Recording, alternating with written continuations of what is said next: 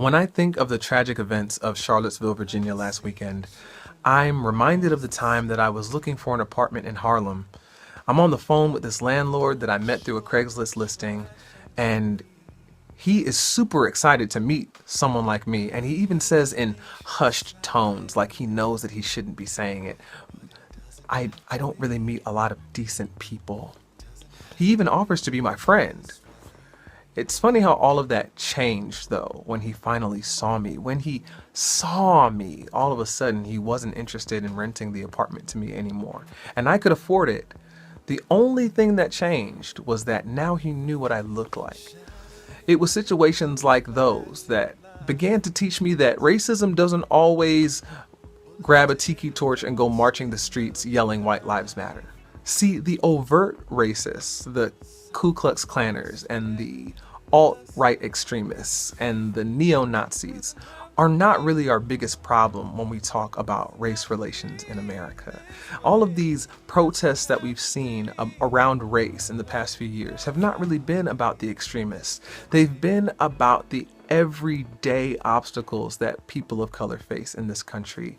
It's about this network of historic biases and cultural norms and political structures that appear in housing and employment and education and the criminal justice system and all these other places in society. And it's that network of historic biases and cultural norms and political structures that the extremist is trying to protect, trying to defend, trying to preserve.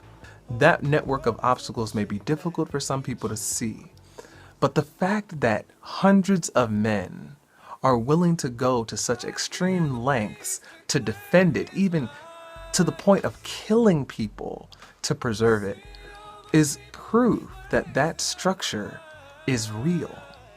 And so since that system does exist, these extremists are the zealots of the white power structure, but they are not the vanguard. The true guardians of the white power structure are those who benefit from it every day, but refuse to know that and refuse to do anything about it.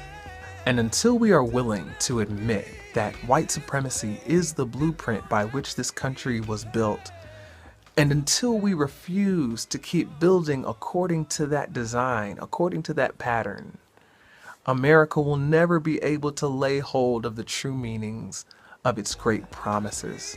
We can become a sweet land of liberty, but not by accident.